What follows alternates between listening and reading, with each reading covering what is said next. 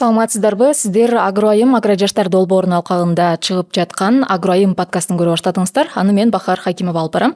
Бизде бүгүн конокто Бактыбек Шамкеев, ал агро өнөр жай тармагын каржылоо боюнча эксперт. Саламатсызбы, Бактыбек мырза? Саламатсыздар. Сизге болсо кош келдиңиз.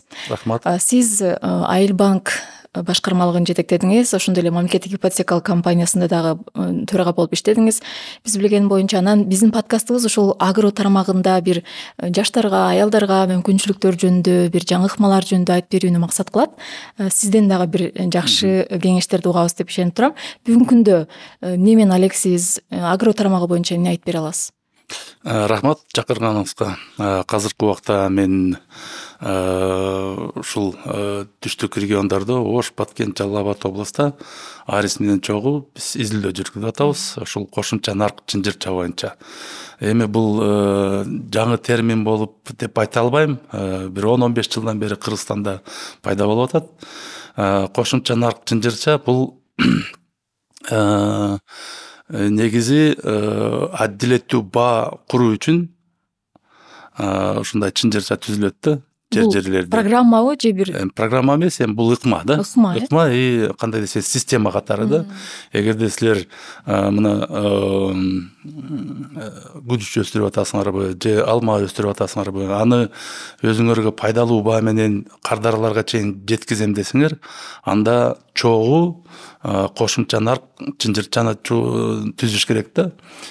Бул чынжырчага негизги 4 ишкерлер кириш керек да. 4 иштерман десек деле, же 4 бизнесмен. Биринчиден ушул сервис көрсөтүү иштермандар же бизнесмендер. Мына эң негизгиси айыл жергесинде бул фермер да, ушул продукцияны өстүргөндөр. Же эт багытында уйларды карамайбы, же букаларды карамайбы, же бактамай чыгарабы. Эгерде ошондой продукциялар өндүрүп атса, анда сөзсүз булар ушундай кошумча нарк чынжырчаны түзүш керек да.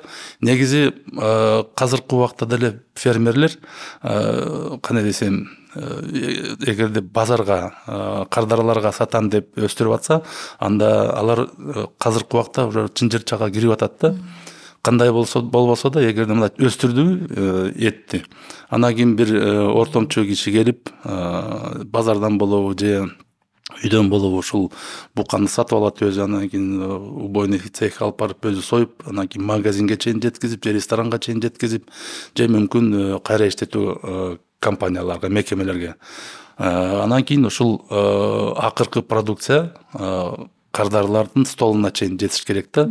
Ал болсо уже логистика бизнесмендер, логистика менен алек болгон бизнесмендер кирет да. Ошондо алар өзүнүн транспорт менен болобу, же өзүнүн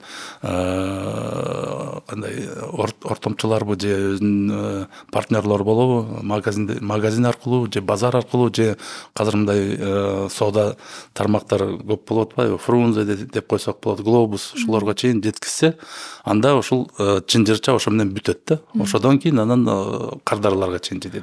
Муну ким кантип көзөмөлдөп карап турат? Ошол эң негизги маселе ошодо болуп атат да. Эгерде ушул фермер мен ушул продукцияны эт болобу же мындай өзгөңгүрүүчү деп коелу. Өзгөңгүрүүчү болобу. Эгерде ошол өзгөңгүрүүчү менен мен алек болуп атсам, ошо менен бизнес жасасам, анда сөзсүз ушул киши, ушул фермер ойлонуш керек. Мен кайсы чынжырчага кирип атам? Кайсы жол аркылуу мен ушул менин продукциям кардарлардын столуна жетип атат? Ошону ойлонуш керек да. Эми эң биринчиден бул ушул фермерге көчөт же урук ким алып берет? Ошондон башталат. Ошондон башталыш керек да. Ошондон башталыш керек. Ким ошол кишиге, ошол фермерге сапаттуу урук алып берет, удобренияларды алып берет, тиги күйүүчү майдарды алып берет ушул талан айдаганга. Анан ушул киши буга тапшыргандан кийин, саткандан кийин фермер ишке кирет да. Жерди айдап, анан кийин ушул күрүч урукту тигип, өстүрүп, агротехниканы жүргүзүп, убагында удобренияны кошуп жерге, анан жыйнайт. техника мененби же кол мененби шылып жыйнагандан кийин анан тазалайт да, ушалайт. Ушалагандан кийин анан сортировка кылабы, шылып тазалайбы, ар кандай дагы процесстер бар ичинде. Ошону эгерде фермер өзү жасаса, кийин ошо өзү болобу базарга чыгарып же ортомчу келип алардан оптом сатып алабы, бул уже үчүнчү киши, үчүнчү этапы, үчүнчү ишкер келип атат. Ошол киши анан оптом сатып алгандан кийин базарга жеткизгенге аракет жасайт да. Же мына ички базарларга Ошко алып барабы, эгерде мына өзгөн күрүчү өзгөндө өстүрүп атса, Ош базарына алып барабы, же Бишкек базарына алып барабы, же эгерде мүмкүнчүлүгү бар болсо экспортко чейин чыгарат да. Эми экспортко чыгарыш үчүн ал дагы өзүнчө бир жолдору бар да, сөзсүз керектүү тиешелүү документтерди бүтүрүш керек. Ошол документтерди бүтүргөндөн кийин анан алар Казакстанга алып барабы, же Россияга алып барабы, же керек болсо Турция, Европага чейин алып барабы, анын өзүнүн иши да, өзүнүн жасап аткан бизнеси да. Вот ушул үчүнчү киши мына Россияга алып бардыбы, базарга алып барып өзү сатса сатат, же көбүнчө алар оптом дагы эле базарга алып барып өткөрүп коет. Ал ушул жердеги отурган базардагы ишкерлер же соодагерлер анан ушул кардардын столуна чейин жеткирет. Мына 4 негизги иштермандар деп койсок болот, же эми актор деп атышат. Бул англис сөзү, иштеп аткан киши, ушул чынжырчада иштеп аткан киши. 4 негизги иштеп аткан киши болот. Ушуну бир эле адам аткарса болобу негизи? Вот эми ошого келип атабыз азыр. Ар бир чынжырчада сөзсүз лидер болуш керек. Лидер киши деген бул кандай десем, эң негизги максаты ушул өстүргөн продукцияны өндүрүп, анан кийин кайра иштетип, кардарлардын столуна жеткизгенге чейин адилеттүү баа менен жеткизиш керек да. Адилеттүү баа деген эмне бул? Мына поставщик урук алып келип аткан тияктан өзү өстүрөбү, же бирөөдөн сатып алабы, иш кылып фермерге чейин жеткиздиби, өзүнүн баасы менен саттыбы, өзүнүн пайдасын көрдү. Мына ошон үчүн мына биринчи кошумча нарк бияктан туулуп атат да. Экинчи кошумча нарк бул фермерден түзүлөт да. Фермер өзүнүн чыгымын эсептеп, өзүнүн наркысын иштеп аткан убактын эсептеп, экинчи кошумча нарк бияктан ага да адилеттүү баа болуш керек да. Адилеттүү баа менен чыгымдарын жабыш керек туурабы, өзүнүн акысын жабыш керек, анан кийин анча мынча дагы пайдасын көрүш керек да. Ошо менен ушу экинчи баа менен ушу кайра иштетүү компанияга болобу, же ортомчуга саттыбы, ортомчу болсо ал ушул фермерден алып алып, мүмкүн дагы биринчи сортировка жасайбы, там высший сортко чейин жеткизип, высший, биринчи, экинчи сорт кылып даярдап, базарга чейин жеткизип атат. Базарда соодагер алып, анан кийин өзүнүн баасын коюп, акыркы кардарларга чейин ушул баа менен жеткизип атат. И ушул чынжырчада адилеттүү баа болуш керек. Ар бир иштеген ушул бизнесменге тиешелүү баа, анан кийин адилеттүү баа болуш керек. Эгерде бирөө жарым ортомчу деп коелу, бир аз көбүрөөк баа кошуп базарга сатып, бир аз азыраак баадан тиги рынокко караганда арзаныраак баа менен алып алса, анда фермер ойлонуп калат да. Мына базарда мындай баа болсо, бул болсо мага будан да ылдыйраак алып атат да, менен башка ортомчуну же башка иштерманды издеп баштайт да. Туурабы? Ошон үчүн чынжырча үзүлүп калды. Башка жакка бурулуп кетет да. Эгерде ушундай чынжыра түзүлсө, булар 4 негизги иштерман жыл сайын ошо менен иштегенге аракет жасайт.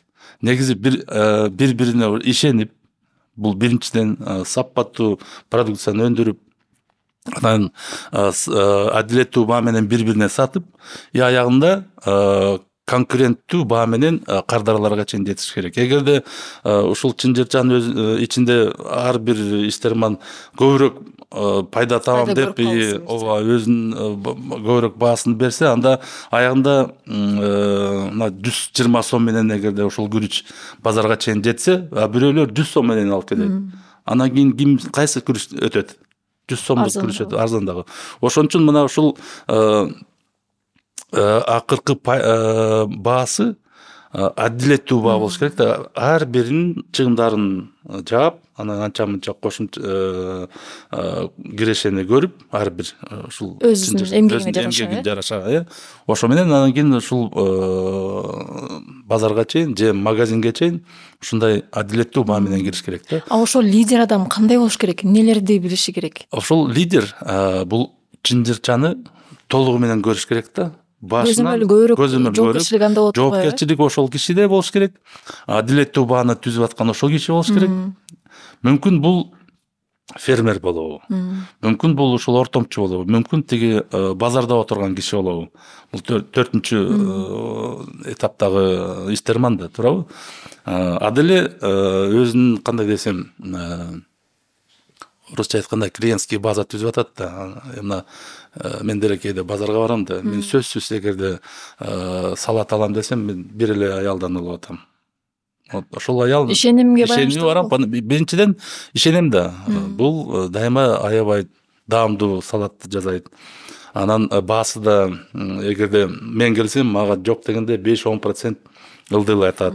Туурабы? Ал бул деле жакшы да. Ошондой тигиде ортомчу базарда отурган соодагер аягында же ушул соода тармактардагы магазиндерге алар деле ошондой бааны түшүргөнгө аракет жасайт да. Эң негизгиси ушул соода тармактарда иштеп аткан иштермандарга булар убакыт.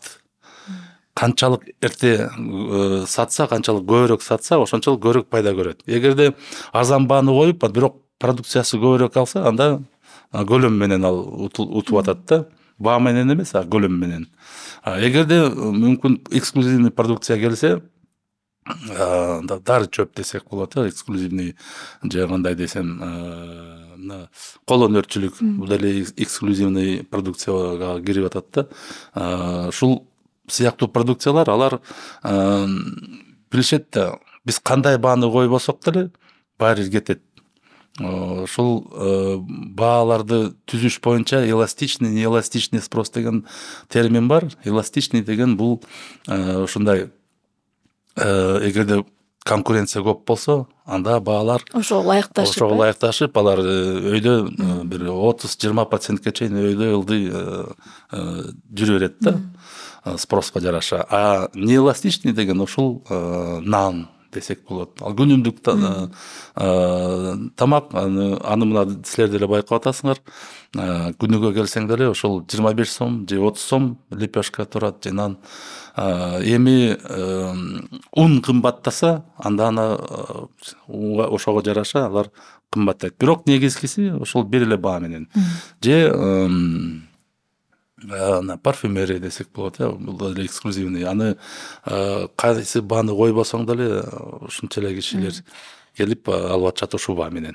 Бактыбек мырза, кошумча нарк чынжырчасын бүгүнкү күндө биздин дыйкандар билеби, колдонуп атышабы, кимден үйрөнсө болот аны? Мына биз айтып кетпедимби, изилдөө жүргүзүп атабыз. Биз ушул аймактарга чейин барып фокус групповой дискуссияны өткөргөнбүз.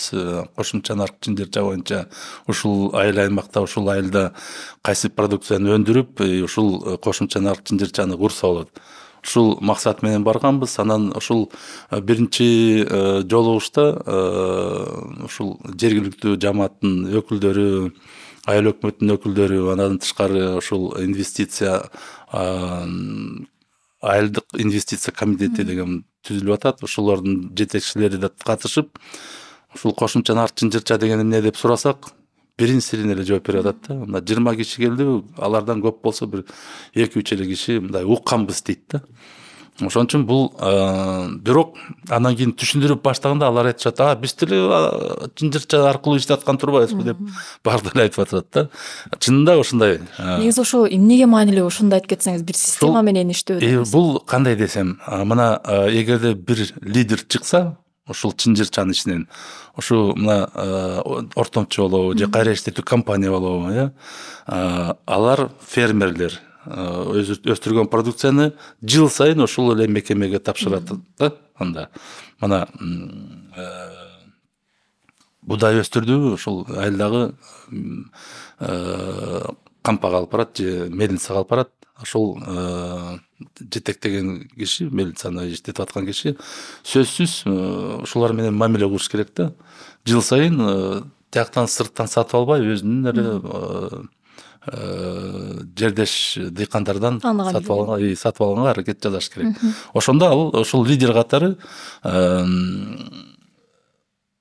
мына мен тегирменим жылына 300 тонна же 500 тонна кайра иштеткенге муун чыгаранга даяр, же кайра жем чыгаранга деп дробилка болобу ошону иштеткенге даяр.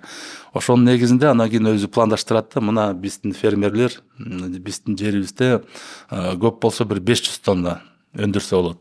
Мына 300 тонна мен жыл сайын анда өзүмө чечки сатты ушул будайды бияктан сатып алганга аракет жасашым керек. Ошол киши анан кийин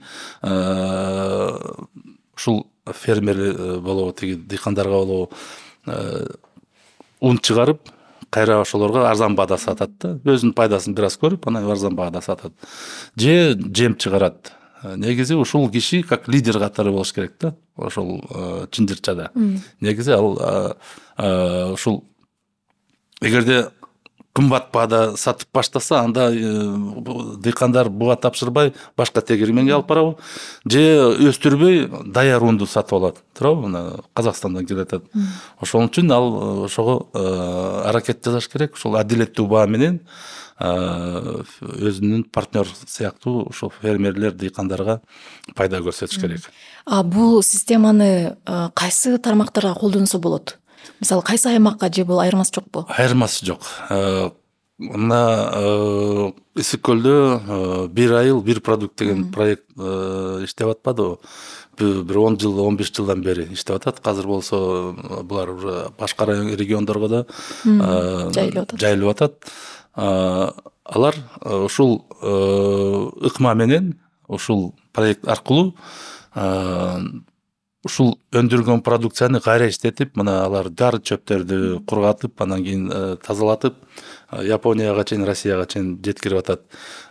Тиги самын чыгарып атат, варенье чыгарып атат. Ушул сыяктуу продукцияны алар башынан баштап ушул фермер болуп өстүргөн, же жөн эле биздин аялдар, жаштар чогултуп, анан кургатып, же тоолук продукцияны, малина болот, клубника, карагат болот, ошолорду чогултуп, ошодон варенье жасап, эксклюзивдик продукция деп, горная тоолуу кулпунай, тоолуу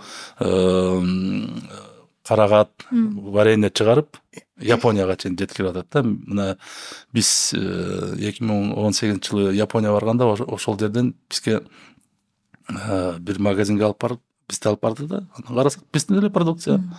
Караса, ушундай магазиндер Японияда пайда болуп атат. Ошондой магазиндерди кандай десем, ушул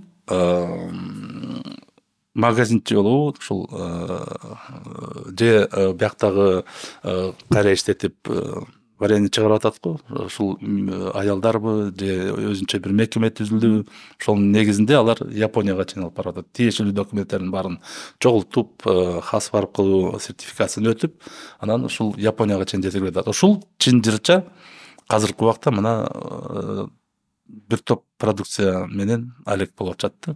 Айтып кеттим го, мына карагат, кулпунай, дары чөп, самын чыгарып атат. Андан тышкары мына кол өнөрчүлүк продукцияны да, айыл чарба эмес, кол өнөрчүлүк, бул кийиз жасайбы, же мындай сувенир жасайбы жүндөн, ушундай продукцияны Японияга чейин алып барып атышат. Ушул продукция ушул чынжырча аркылуу тияка чейин жетип атат. Бардык процессти көзмөлдөп, жоопкерчилик алып, лидер алыш керек да. Ошондой лидер дегени эми бул аны ким тандайт? Аны ушул чынжырчаны түзүп аткан адамдарды тандаш керек. Чогуу. Мүмкүн ошол эле лидер өзү чынжырчаны түзүп, бирок баары менен келишим негизинде ишти баштайт да. Эң негизгиси бул кагаз түрүндө болобу келишим же мындай ооз кеч болобу, алар сөзсүз ушул чынжырчанын максаты эмне деген билиш керек бардыгы. Негизгиси бул ушул биринчи иштеген иштерим андан баштап, үйрөн алып берип аткан кишиден, анан кийин өстүрүп аткан фермерден, анан кийин кайра иштеткен мекеме, анан кийин ушул рынокко жеткизген адамдар болсо, алар адилеттүү баа менен иштеш керек. Эгерде келишим түзүп алыш керек да. Анан ушул мен лидер тиги кайра иштетүү мекеменин жетекчиси болобу, же мүмкүн фермер өзү болуп калышы да мүмкүн да. Бирок ал анда өзүнүн эле өндүргөн продукцияга элек болбой, аягына чейин жетишкенге аракет жасаш керек да.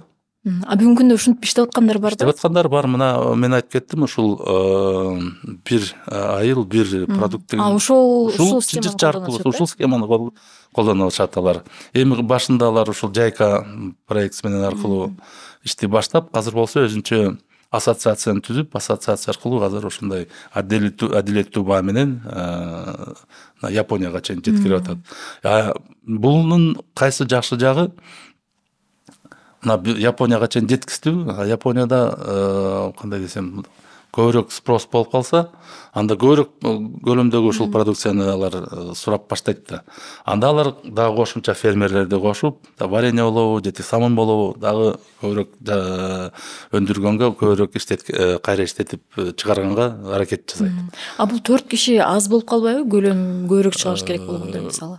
Же кошуп алса болобу командалар? Конечно, кошулат. Мына 4 киши деген бул мен кандай десем, болжолдоп айтып аткандай жоп. Мындай фермер 4 фермер болобу, 10 фермер болобу, анан уже ушул чогуу алар кайра кошконго аракет жасайт. Эгерде көбүрөөк чыгарам десе. Жөнүндө ушундай бир ыкмаларды дыйкандар каяктан билсе болот? Каяктан үйрөнүшсө болот? Маалыматтарды каяктан алат? Мына ушул проект аркылуу азыр Жайка аркылуу ушулай жайылып атат. Ушундай ыкманы кандай иштеш керек, кандай колдонуш керек. Андан тышкары мына Арис иштеп атпайбы? Биз ошол Арис үчүн изилдөө жүргүзүп, 150 айыл аймактарга ушундай чынжырчаны биз сунуштадык. Мына тоолуу айылдарда көбүнчө эт багытында, сүт багытында чынжырчалар чыгып атат. Айыл чарба эмес чынжырча боюнча көбүнчө кол өнөрчүлүк же мына туризм.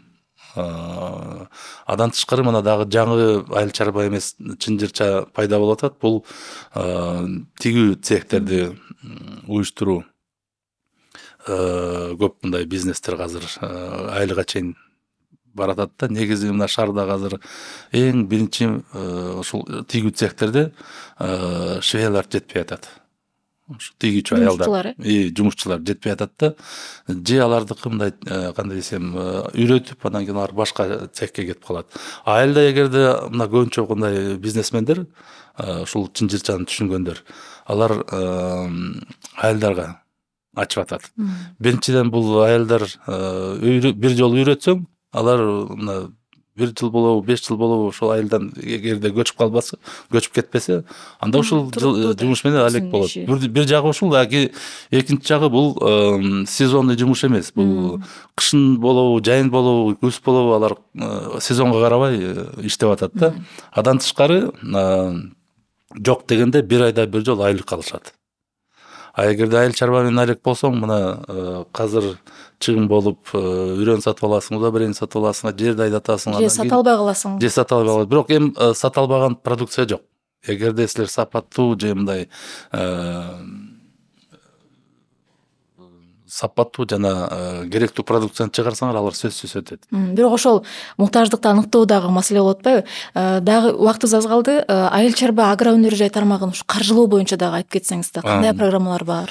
Мына азыркы убакта айыл чарба каржылоо деген программа кайрадан түзүлүп атат. Айыл чарба министри аркылуу Айыл банк менен чогуу биргелешип, алар ушул программаны быйылкыга ушул кластер ыкма менен каржылайын деп атат. Былтыр деле ушул кластер аркылуу каржылоону баштаган 60% ушул кайра иштетүү компания мекемелерге агрегатор дейбиз да. Ушул мына кластер деген эмне? Бул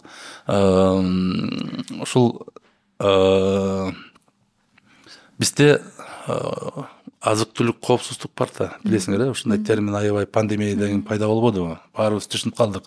Сөзсүз өзүбүздө керектүү көлөмдөгү продукция болуш керек да. Жок дегенде 3 ай, жарым жылга чейин ун болуш керек, өсүмдүк май болуш керек, картошка, тозук азык түлүк, ушул эт, сүт продукциялар болуш керек да, бизде запастар. Ошону толтуруш үчүн мына биз сатып албай өзүбүз өстүрүш керекпиз. Ошон үчүн ушундай кластерлер түзүлүп атат. Мына ушул 9 продукциянын ичинен биз 3 эле продукция боюнча өзүбүздүн керектүү камсыз кылып атабыз да. Мына бул сүт багытындагы продукция, сүт, мөмө жемиш жана картошка 3 эле. Калган мына даже этти биз 67% толуктап атабыз да, өзүбүздү камсыз кылып. Ошон үчүн ушундай кластерлер түзүлүп атат. Эт багытында кластер бар, сүт багытында кластер бар. Эми кластерди жетектеген бул агрегатор болуш керек. Агрегатор деген бул ушул чоң кайра иштетүү мекеме. Мына сүт багытындагы кластерлер кант сүт деген компания как жетекчи агрегатор катары чыгып атат. Ош жергесинде Алайку Органикс деген компания, эт багытында мына Тойбос барыңар билесиңер, тиги өсүмдүк май боюнча Аталык Круп деген компания бар. Ушул сыяктуу мекемелер, алар как агрегатор катары, мына ошолорго карата ушул каржылоо азыр түзүлүп атат.